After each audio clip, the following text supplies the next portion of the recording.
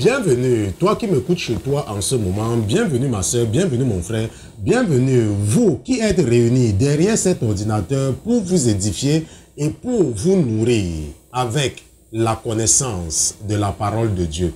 La parole de Dieu nous enseigne dans le livre de la Genèse. Dans le livre de la Genèse au chapitre 3, la parole de Dieu nous dit que le serpent était le plus rusé de tous les animaux des champs que l'Éternel Dieu avait fait.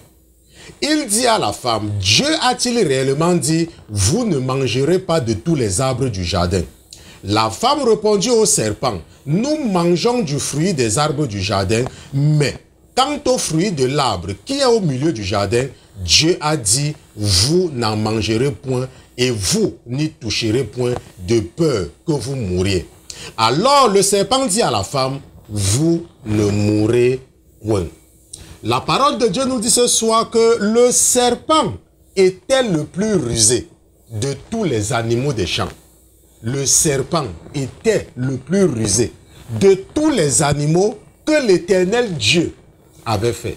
La parole de Dieu nous rappelle ce soir que ce serpent ancien est rusé. Et il utilisait sa ruse pour détourner les enfants de Dieu.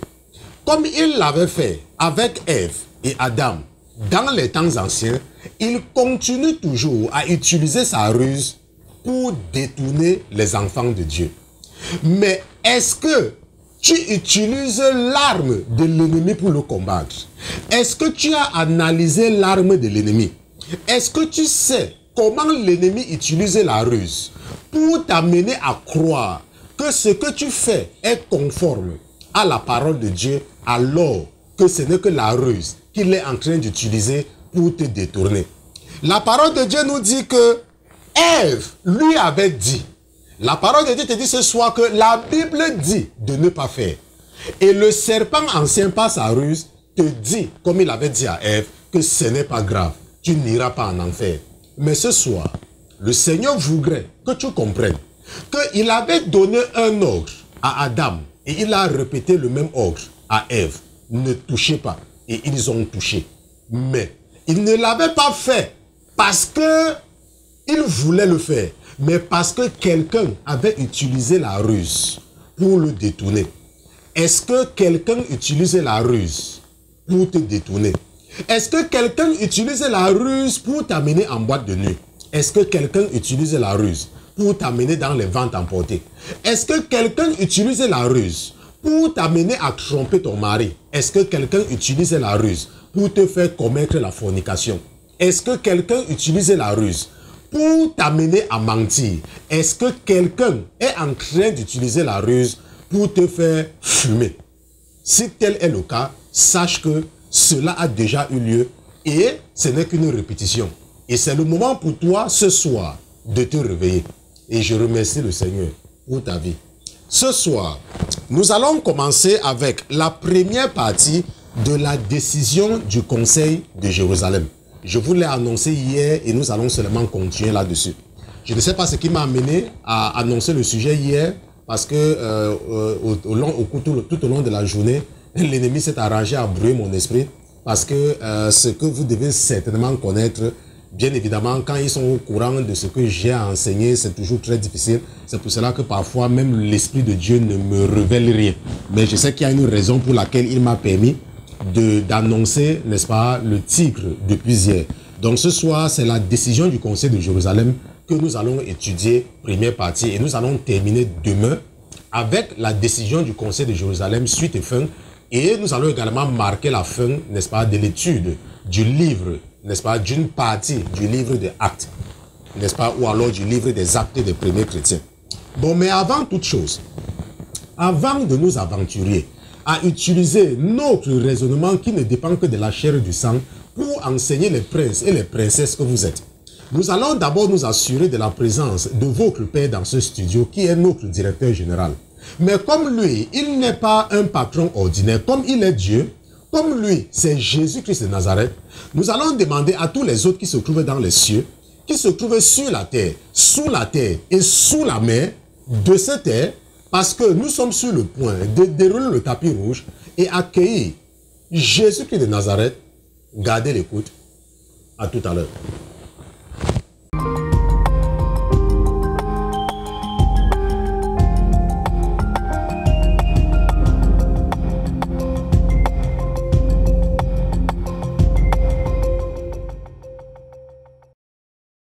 Tu es le Créateur, Seigneur Jésus, tu es l'agneau ressuscité, tu es l'agneau qui a été immolé sur la croix du Calvaire.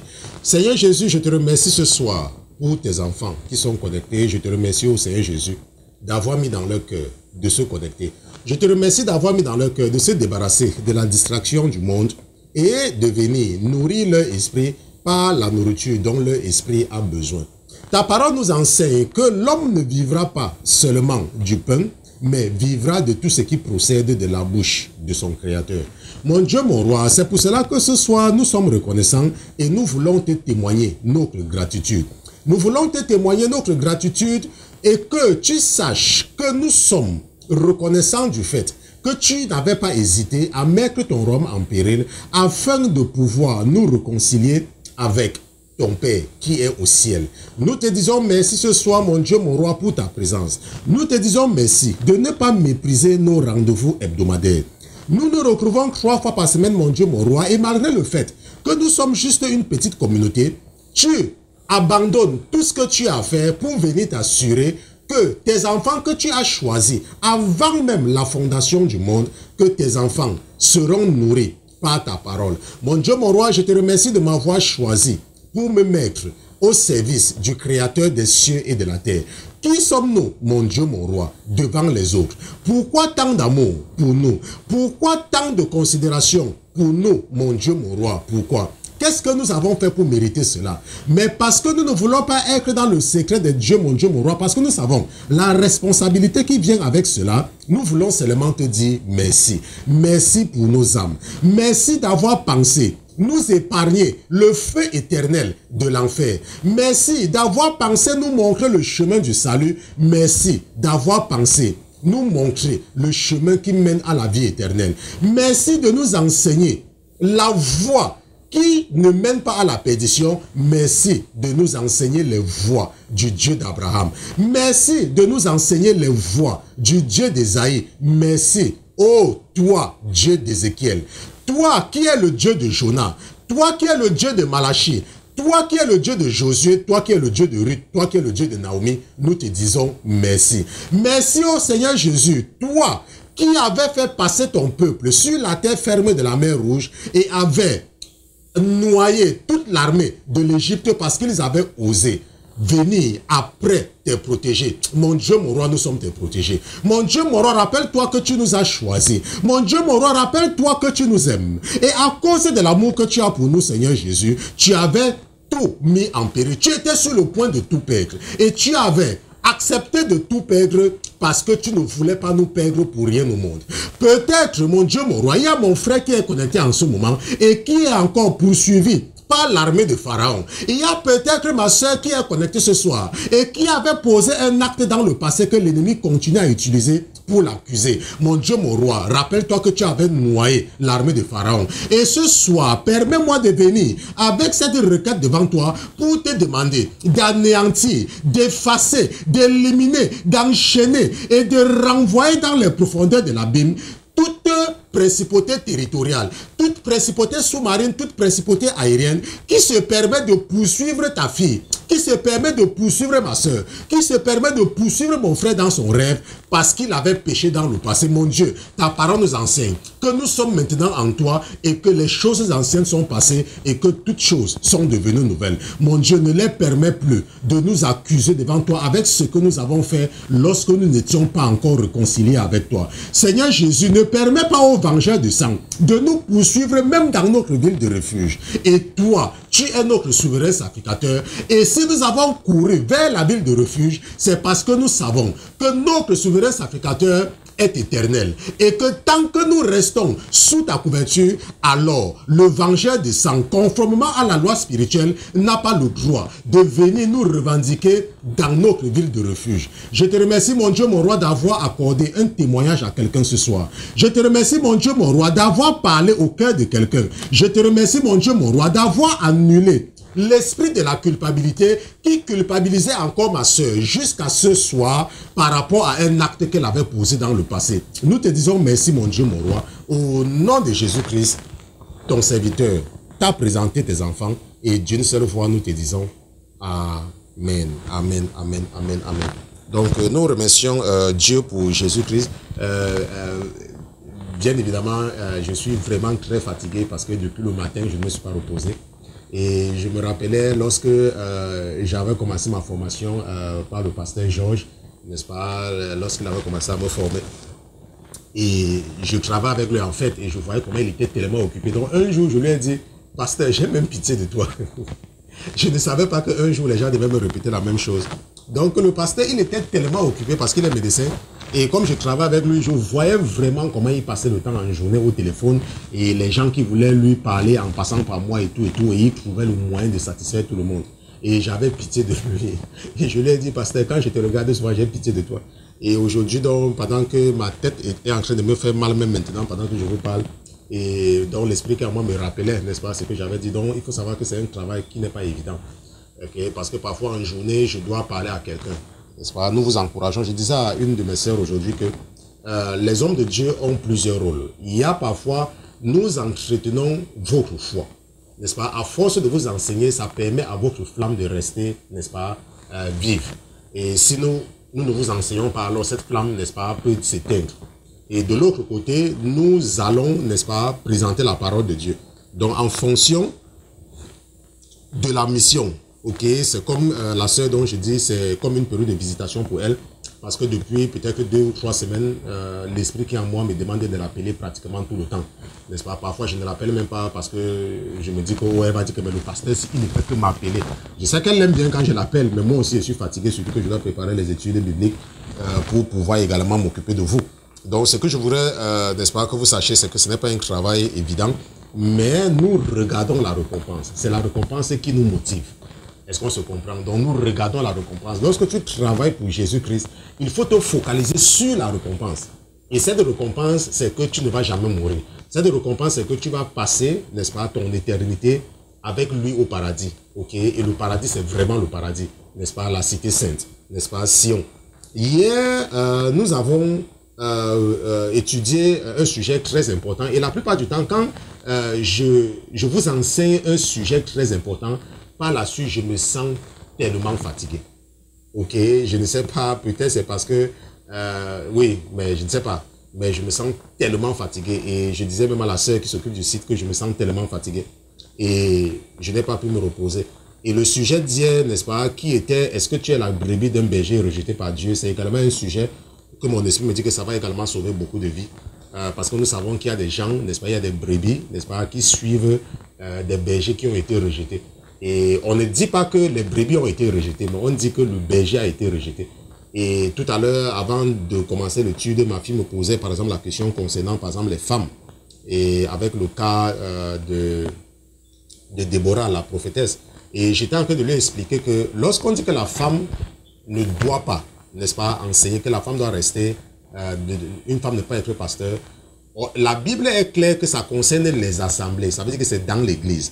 On n'est pas en train de dire que la femme, et je vous ai dit ça, on ne dit pas que la femme, qu'une femme par exemple de 40 ans, 30 ans ou 50 ans ne peut pas réunir les petites filles de 11 ans, 10 ans, 20 ans, 25 ans pour les enseigner. Non, la Bible dit ça. Je vais vous montrer, un jour nous allons voir cela. Ce que la Bible dit, c'est que la femme ne doit pas, n'est-ce pas, les femmes ne doivent pas être pasteurs. Pourquoi? Qu'est-ce qu'un pasteur? Un pasteur, c'est un intermédiaire entre Dieu, n'est-ce pas, entre Jésus-Christ et le peuple. Ça, c'est biblique. Ok? Il y a un seul intermédiaire entre Dieu et les hommes qui est Jésus-Christ. Mais la Bible nous dit que Dieu ne prend pas le sacrifice de la main de n'importe qui. Okay? C'est ce que nous avons vu dans le livre de la loi. C'est pour ça que nous avons étudié le sacerdoce lévitique. Donc il y a une catégorie de personnes que Dieu a choisi pour pouvoir prendre le sacrifice de leurs enfants et venir le lui présenter. Et ça même, c'était à la demande des enfants d'Israël. Lorsqu'il avait demandé à Moïse de faire venir le peuple devant, au pied de la montagne Sinaï. Ça, nous avons étudié cela lorsqu'on était en train d'étudier, je pense que Exode, n'est-ce pas? Donc, ce n'est pas n'importe qui. Donc, ce que tu dois savoir, c'est que quand tu es même à l'église et que tu es en train de prier, ta prière ne part pas directement devant Dieu. Non. Regarde même sur la terre. Regarde même sur la terre. Ta prière ne part pas directement. Ta prière passe par quelqu'un. Ça passe par quelqu'un. Ça passe par quelqu'un. Ce sont les anges, en fait, qui transportent, n'est-ce pas, nos prières. Et si tu veux donner quelque chose à Dieu, tu ne peux pas. Ce n'est pas n'importe qui donne directement quelque chose à Dieu. C'est ton pasteur qui le fait. C'est pour ça que quand tu vas à l'église, ce que tu donnes, ton pasteur prie pour que Dieu accepte. Dieu ne peut pas accepter. Ce que je suis en train de faire, c'est important par rapport à l'étude que nous sommes en train de faire. Okay? Parce que je vais revenir là tout à l'heure avec, n'est-ce pas, le livre de la loi. Et c'est pour cela que Dieu n'accepte pas qu'une femme vienne lui présenter le sacrifice de ses enfants. Il n'accepte pas. Et nous avons vu ça hier, n'est-ce pas, lorsqu'on disait que selon la loi. C'est la loi, c'est une loi. Et c'est ça qu'on appelle le sacerdoce lévitique.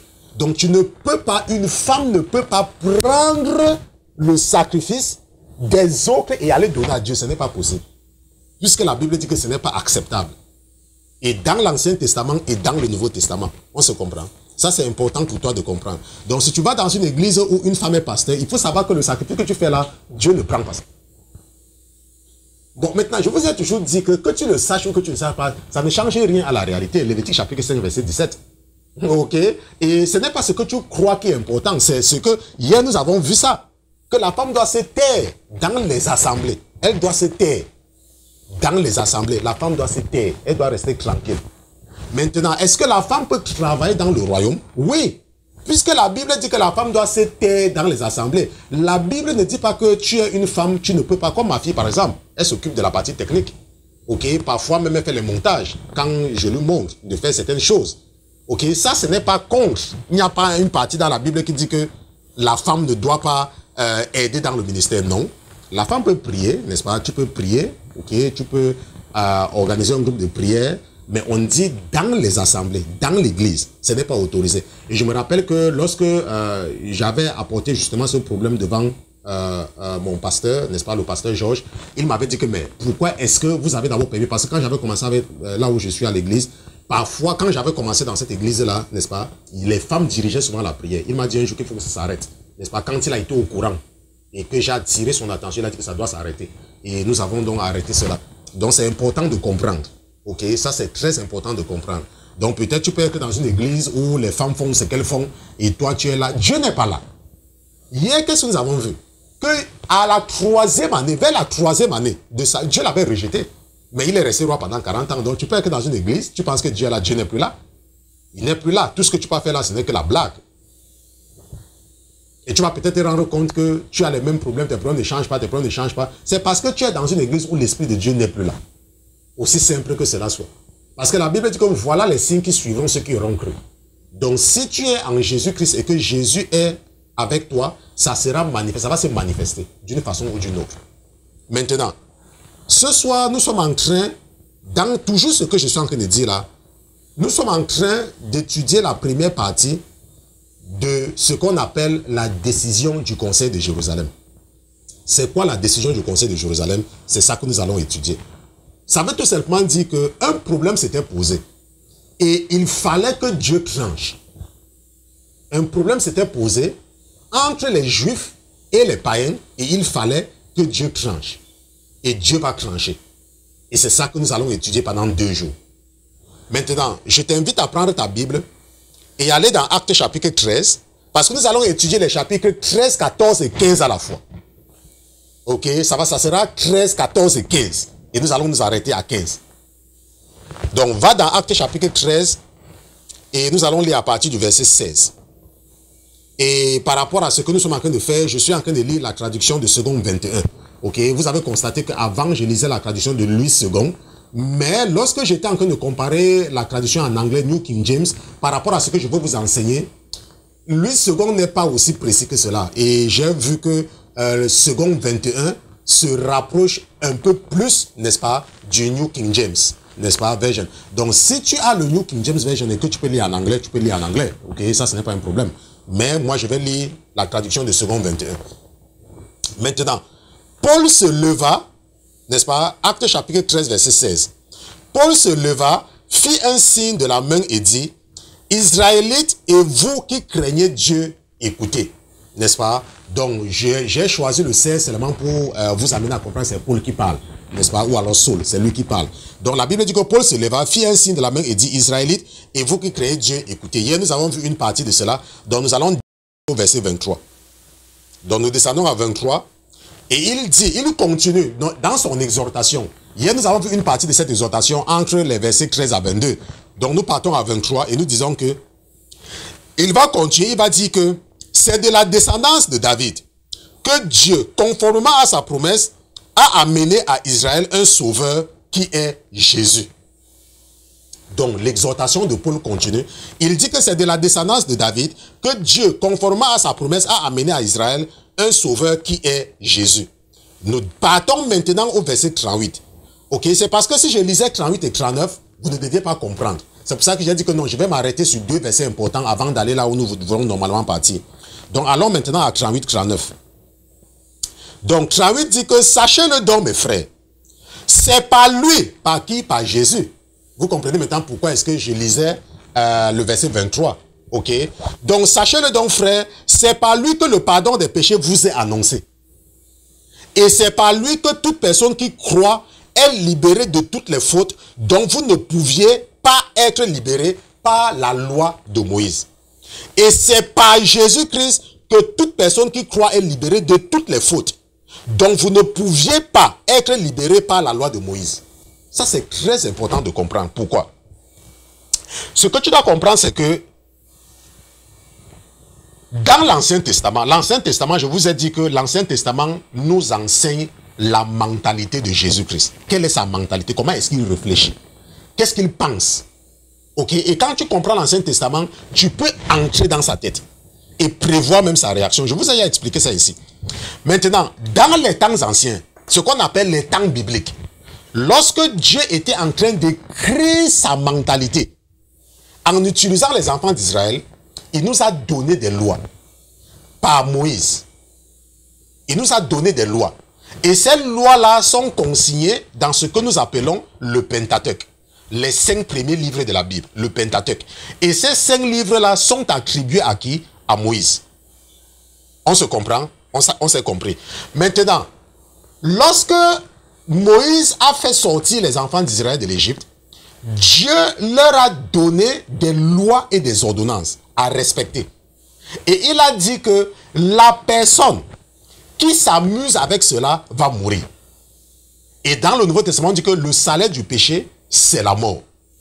Maintenant, ce que tu dois comprendre, c'est que il y avait plusieurs sacrifices à offrir quand tu brisais une des lois qu'on appelle les lois lévitiques, ou alors les lois, n'est-ce pas, deutérono-canoniques. Je n'aime pas trop utiliser ça parce que ça a souvent trop accès au catholicisme, je n'aime pas souvent trop ça.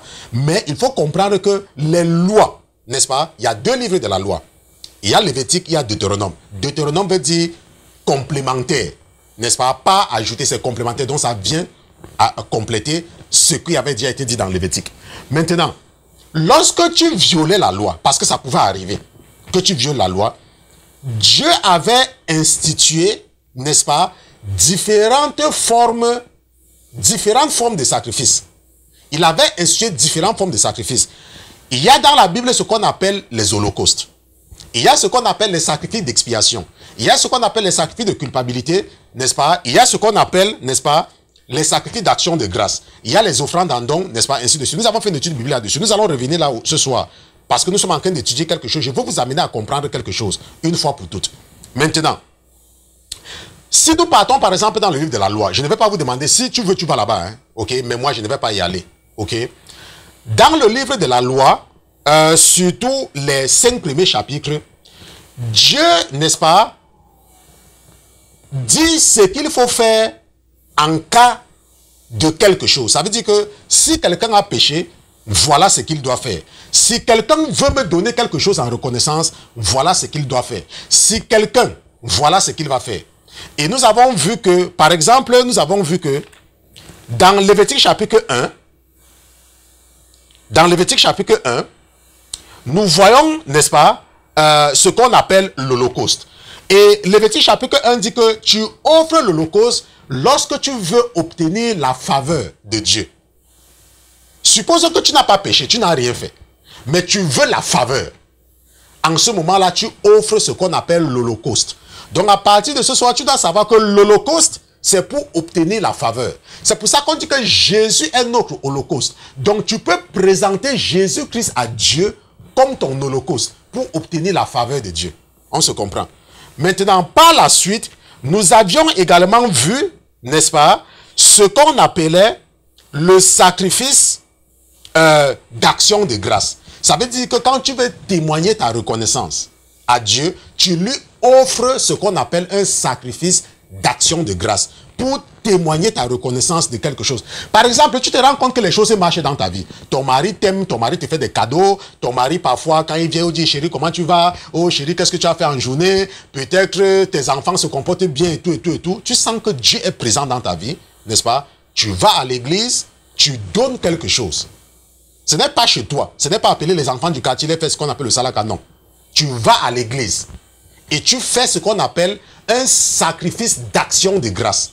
Tu peux préparer de la nourriture, ok? Tu peux donner seulement une enveloppe. Parce que nous, n'est-ce pas, les chèvres et tout là, nous, c'est comme l'enveloppe. Donc tu peux partir, n'est-ce pas, tu donnes une enveloppe. C'est un sacrifice, ça doit te coûter, parce qu'un sacrifice, ça coûte cher. Donc ça, c'est pour témoigner ta reconnaissance. Ta femme est gentille avec toi. Ton mari est gentil avec toi. Tes enfants réussissent à l'école. Tu as eu un bon travail. Ainsi de suite, tu remercies Dieu. Et tu offres ce qu'on appelle un sacrifice d'action de grâce. Maintenant, nous avons également vu que il y a ce qu'on appelle, dans Lévitique chapitre 4, Dieu avait introduit et avait dit aux enfants d'Israël, n'est-ce pas, ce qu'il faut faire lorsque tu pêches de façon involontaire. Qu'est-ce que pécher de façon involontaire? Par exemple, c'est quoi un péché involontaire? Je veux un exemple qui est simple. Un péché involontaire. Un péché involontaire. Bon, par exemple, tu as menti parce que tu étais sous pression. N'est-ce pas? Les gens ont mis la pression sur toi. Et pour sortir, tu as dit quelque chose qui n'est pas vrai. Et tu t'es rendu compte immédiatement après, n'est-ce pas? Parce que rappelle-toi, je ne dis pas que tu as menti volontairement, je dis que tu étais sous pression. Et tu as menti. Donc, on t'a poussé au mensonge. Ça ne dépendait vraiment pas de toi. Bien évidemment, si tu meurs, tu vas aller en enfer. Mais si tu te rends compte, n'est-ce pas, que tu as péché de façon involontaire, la Bible dit que tu peux donc offrir ce qu'on appelle un sacrifice d'expiation. Donc, pour effacer cela, un sacrifice d'expiation, pour expier ce péché involontaire. Mais maintenant, rappelle-toi que nous péchons tout le temps, de façon involontaire. Il y a beaucoup de choses que nous faisons par ignorance. Donc nous péchons toujours de façon involontaire. Donc nous devons toujours offrir un sacrifice d'expiation. Ça, si tu veux comprendre beaucoup plus, je t'invite à aller lire Lévitique chapitre 4. Tout le chapitre 4 concerne le sacrifice d'expiation. N'est-ce pas? Maintenant, un autre sacrifice maintenant que Dieu a également, que Jésus-Christ avait dit à Moïse d'enseigner aux enfants d'Israël, c'est ce qu'on appelle le sacrifice de culpabilité. Et ça, c'est pour les péchés volontaires. Par exemple, tu es témoin, tu as vu quelque chose, on te demande est-ce que tu as vu, tu dis non. Là, tu as menti de façon volontaire. Par exemple, tu as trompé ton mari. Ça, c'est volontaire. Est-ce que tu comprends? Par exemple, tu, n'est-ce pas, entretiens des relations, tu couches, n'est-ce pas, avec un homme sans être marié. Ça, c'est volontaire. Parce que tu es conscient que ce que tu fais là, la Bible dit qu'il ne faut pas le faire. Donc, c'est ce qu'on appelle un péché volontaire. Et, n'est-ce pas, la Bible dit que tu peux offrir un sacrifice de culpabilité. Ça veut dire que tu peux partir devant Dieu et tu reconnais que ce que tu as fait n'est pas bien, tu lui demandes pardon. Maintenant, rappelle-toi, la Bible dit que Jésus, n'est-ce pas, est pour nous tous ces sacrifices-là. C'est pour ça qu'on dit que nous sommes dans une période de grâce. Parce que lorsque tu pêches, tout ce que tu as à faire, c'est de revendiquer le sang de Jésus-Christ devant Dieu. C'est d'aller devant Dieu et dire que, mon Dieu, je viens vers toi au nom de Jésus pour te demander pardon pour ceci.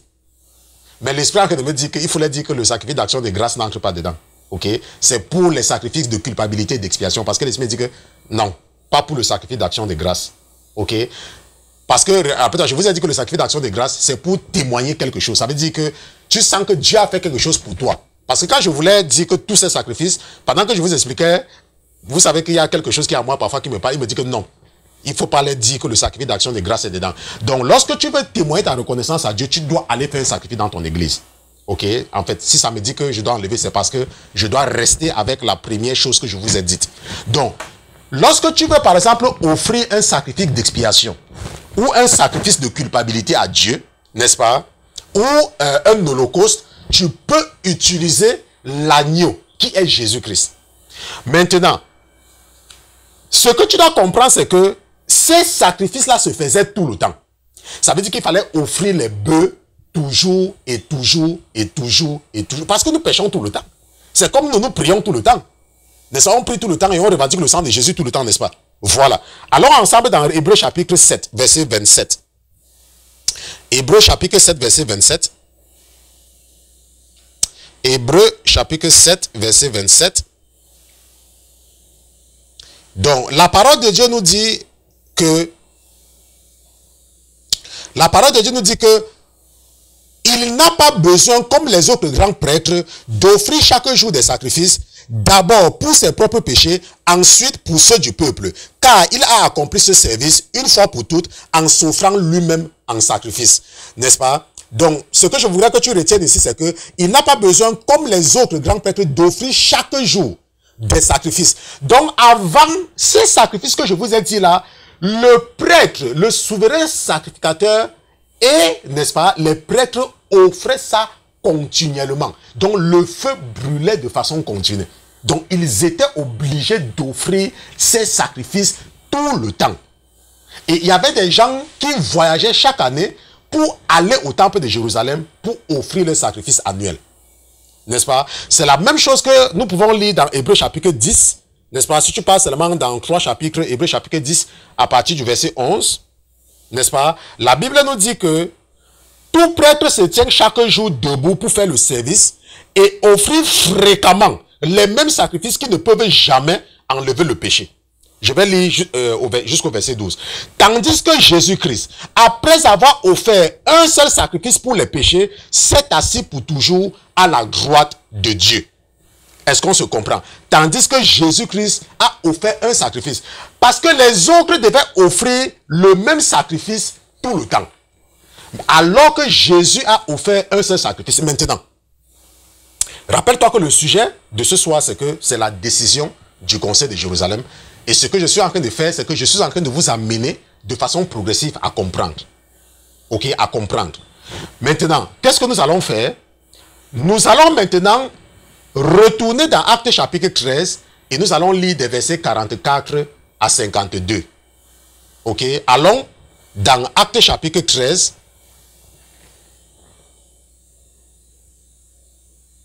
Et lisons à partir du verset 44. Ok, lisons à partir du verset 44. Maintenant, la Bible nous dit que le sabbat suivant, presque toute la ville se rassembla pour écouter la parole de Dieu. Quand il vit cette foule, les Juifs furent remplis de jalousie et ils s'opposaient à ce que disait Paul, en le contradisant et en l'insultant. Paul et Barnabas leur dit avec assurance, et je voudrais que tu écoutes très bien, n'est-ce pas, ce que Paul et Barnabas. Rappelle-toi que nous avons vu hier que Dieu a choisi Paul pour nous parler, nous les païens. N'est-ce pas? En fait, c'est Paul et Pierre. Ok? Maintenant, Paul et Barnabas leur dit avec assurance, c'était à vous d'abord que la parole de Dieu devait être annoncée.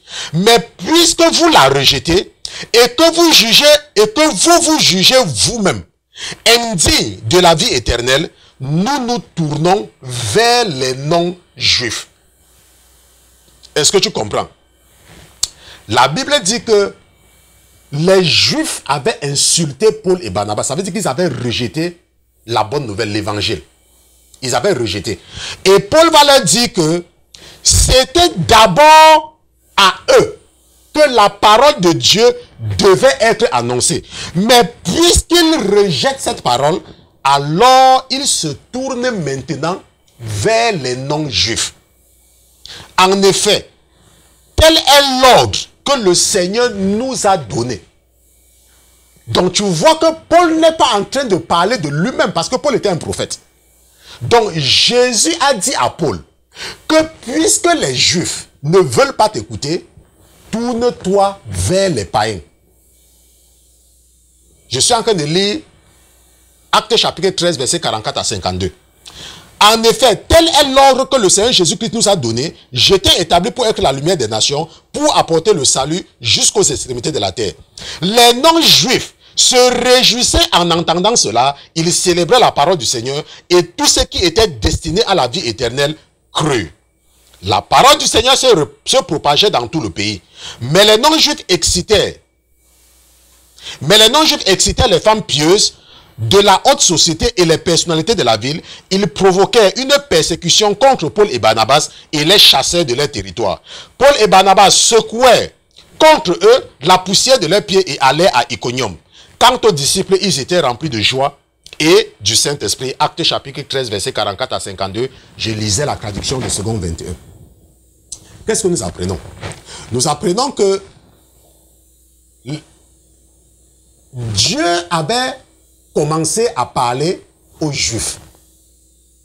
Il est même venu mourir pour pouvoir leur donner, n'est-ce pas, pour pouvoir diminuer leurs tâches. Parce que c'est pour ça que nous avons commencé avec les sacrifices. Ces sacrifices étaient pénibles. Lorsque tu étais un Juif avant, si tu ne vivais pas à Jérusalem, en Israël, tu devais voyager chaque année avec ta famille. Ou alors, c'est un peu comme tu vois aujourd'hui les musulmans font. Ils disent qu'ils partent faire le pèlerinage à la Mecque, c'est pratiquement la même chose. Est-ce que tu me comprends? Donc, tu devais voyager avec ta famille. Mais Dieu avait vu que c'était pénible et il a dit que, ok, je vais, n'est-ce pas, leur faciliter la tâche. Il est donc venu et il a donné un sacrifice pour remplacer tous les autres sacrifices. Je répète encore, en dehors du sacrifice d'action de grâce. Ok? Donc, pour remplacer tous les autres sacrifices. Et il commence maintenant à leur parler. Pour leur dire que, ok, c'est vrai que ceci, mais Jésus est venu offrir ce sacrifice. Mais les Juifs vont refuser d'écouter. Et Jésus va dire à Paul que puisqu'ils ne veulent pas, puisqu'ils rejettent, n'est-ce pas, la grâce que je leur apporte, tournez-vous vers les païens. Tournez-vous vers les autres. Rappelle-toi, ce soir, nous sommes en train d'étudier la décision du Conseil. Ça, ce n'est pas la décision du Conseil de Jérusalem. Nous sommes en train d'étudier la décision du Conseil de Jérusalem. Et à partir de ce moment, donc, Paul et Barnabas vont se tourner vers nous. Mais un problème va se poser. Quand ils vont se tourner vers nous, un problème va se poser. Parce que ce que tu dois comprendre, c'est que la Bible, c'est l'Ancien Testament plus le Nouveau Testament. Maintenant, qu'est-ce que je vous ai dit hier? Hier, je vous ai rappelé l'étude biblique sur la vie de recrutement pour Sion. Et dans la même lancée, je vous ai dit que si tu es à l'écoute et que tu travailles, tu sais que lorsque tu es en train d'être recruté dans une société, tu ne rencontres pas les vrais patrons de cette société. Je parle des grandes sociétés, bien évidemment. Je ne parle pas des sociétés familiales. N'est-ce pas, où on connaît tout le monde. N'est-ce pas? Tu rencontres les gens des ressources humaines. Mais c'est quand tu commences à travailler effectivement que tu commences à savoir qui est qui. Et que tu rencontres même le vrai patron. Et je vous ai fait le parallèle avec les évangélistes. Je vous ai fait le parallèle avec certaines personnes dont le rôle est d'aller prêcher dans les trains, dans la rue, n'est-ce pas? Dans les écoles et tout, et tout, et tout. Ils travaillent pour Dieu, c'est vrai. Mais leur rôle, c'est le recrutement. N'est-ce pas? Ils ont la canne à pêche. Avec l'appât au bout de la maison pour pêcher les enfants de Dieu. Mais dès qu'ils ont pêché, il faut maintenant que le cuisinier prépare. Il faut que le cuisinier, n'est-ce pas, enlève les entrailles du poisson. Il faut que le cuisinier nettoie le poisson, enlève les écailles, pour que le poisson soit mangeable. Mais celui qui a pêché parfois ne sait pas préparer. Celui qui a pêché parfois a souvent tendance à préparer même avec les entrailles du poisson. Donc lorsque tu donnes ta vie à Jésus-Christ, on t'a présenté le message de l'évangile. On t'a présenté ce qu'on appelle l'évangile, la bonne nouvelle. Que si tu suis Jésus, tu vas aller au paradis. Maintenant, il y a une deuxième vague maintenant d'instructeurs qui entrent en jeu, dont votre frère fait partie. C'est quoi notre rôle? Notre rôle maintenant, c'est de vous enseigner la mentalité de Dieu. C'est en fait ça que nous faisons.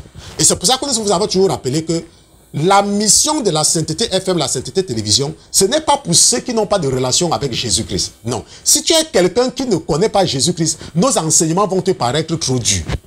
Tu ne vas pas comprendre. Ça n'aura même pas de sens pour toi. Mais si tu es déjà en Jésus et que tu marches avec Jésus depuis, c'est pour ça que moi je reçois les coups de fil de beaucoup de personnes, les gens qui marchent avec le Seigneur depuis, qui me disent que, oh franchement, merci pasteur, depuis que je t'écoute, je ne suis plus la même personne. Beaucoup de personnes. Les gens qui ont même donné la vie à Jésus avant moi. N'est-ce pas? Donc, et c'est ça notre rôle. Maintenant, lorsque tu viens à Jésus, la plupart du temps, on te présente les messages et le langage du Nouveau Testament. Mais le Nouveau Testament ne t'enseigne pas la mentalité de Dieu. Maintenant, lorsque tu commences à grandir dans la foi, tu commences maintenant à lire l'Ancien Testament. Et l'Ancien Testament va t'enseigner ce que Dieu aime et ce qu'il n'aime pas. Rappelle-toi que la Bible dit que Dieu ne change pas. Malachie chapitre 3 verset 6. Dieu ne change pas. Je suis l'Éternel et je ne change pas. Donc ce qu'il a dit dans l'Ancien Testament reste valable. Mais nous sommes en train de voir ce soir la décision du Conseil de Jérusalem. Et nous sommes en train de voir, et nous avons lu tout à l'heure Actes chapitre 13, que puisque c'est à vous que le message a d'abord.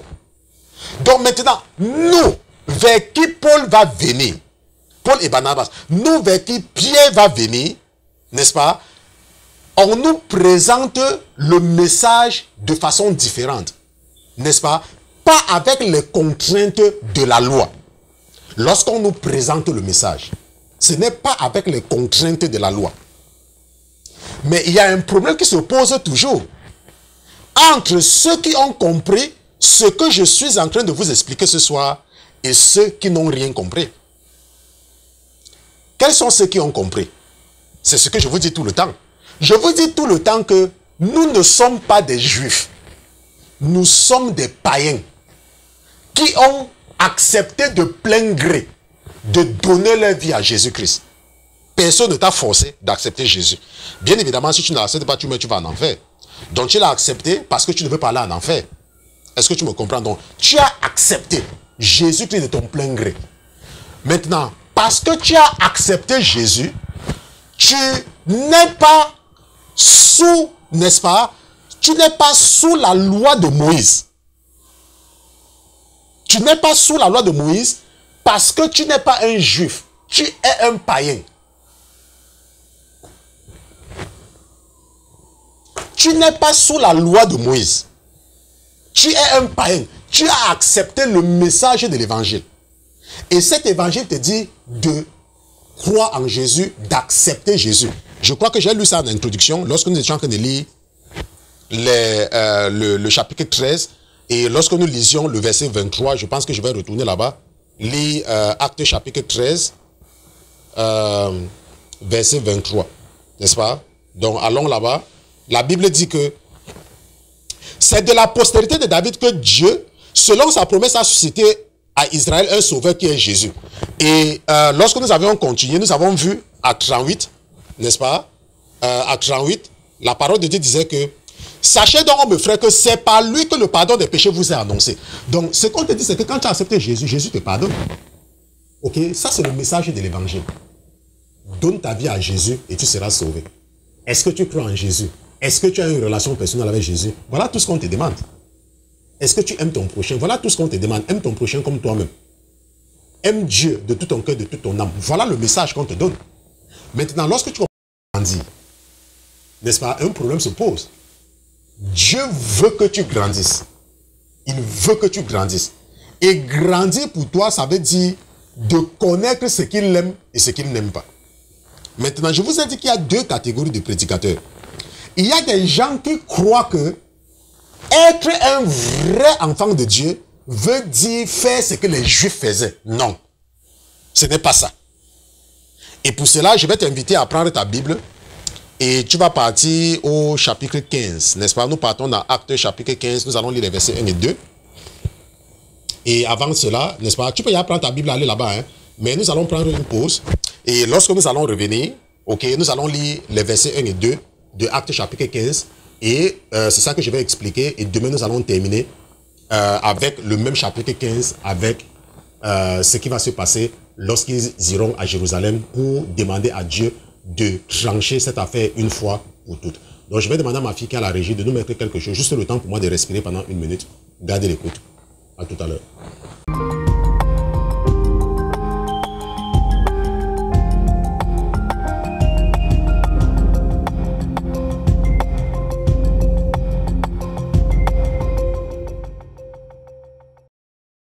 Nous sommes dans la joie, Seigneur Jésus. Nous te remercions, au Seigneur, pour les enseignements de ce soir. Je te dis merci pour tous mes frères qui sont connectés.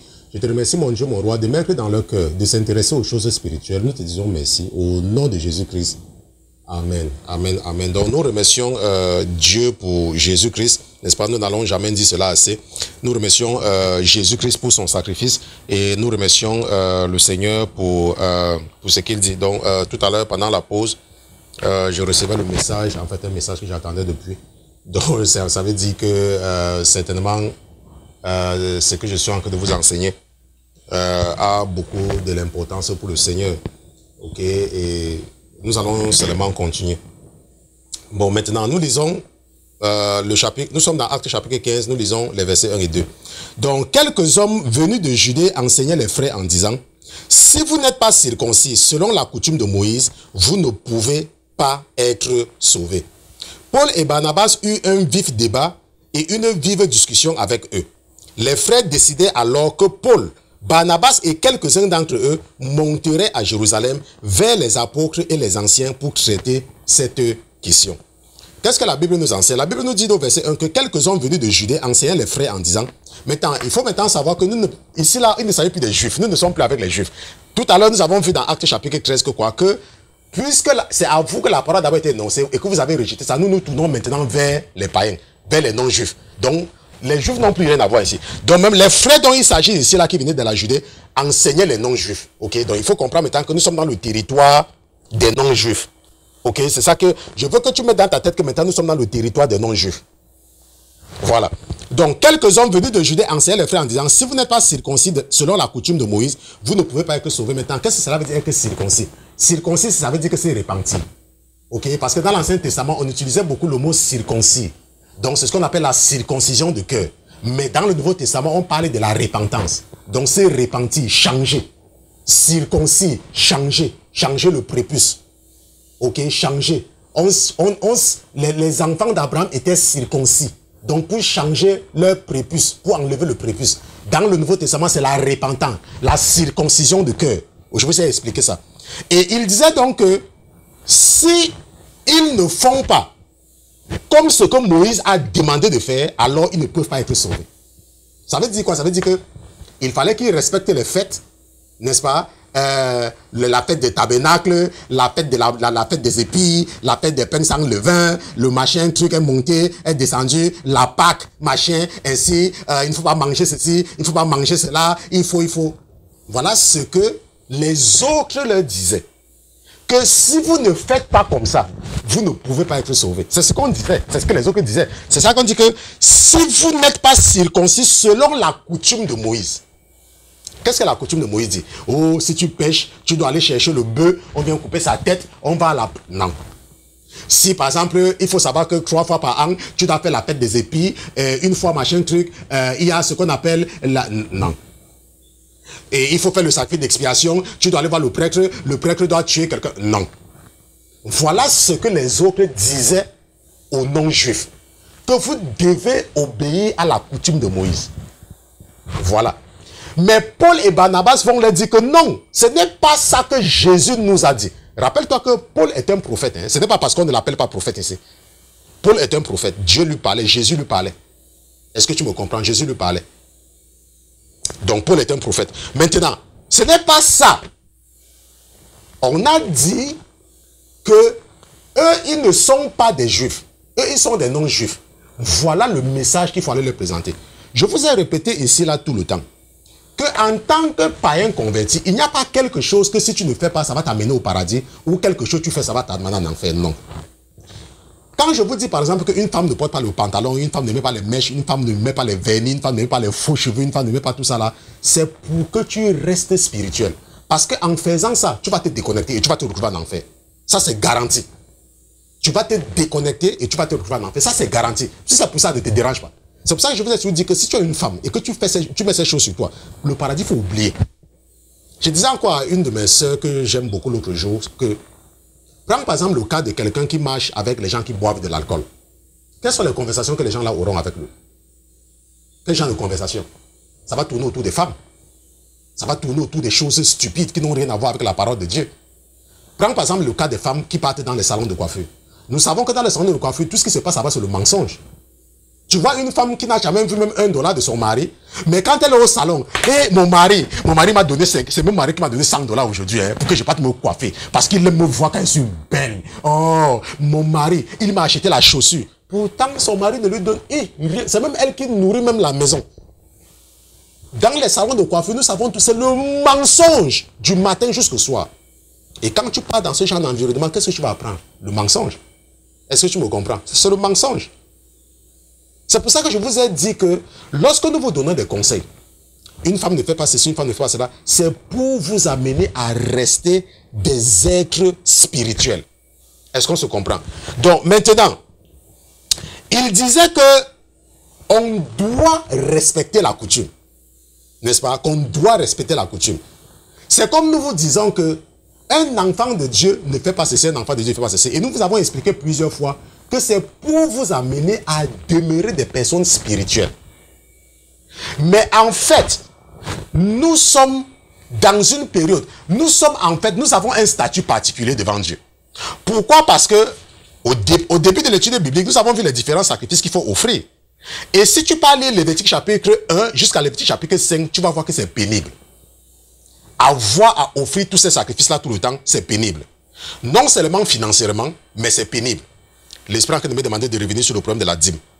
Maintenant, la dîme, c'est dans l'Ancien Testament, c'est vrai.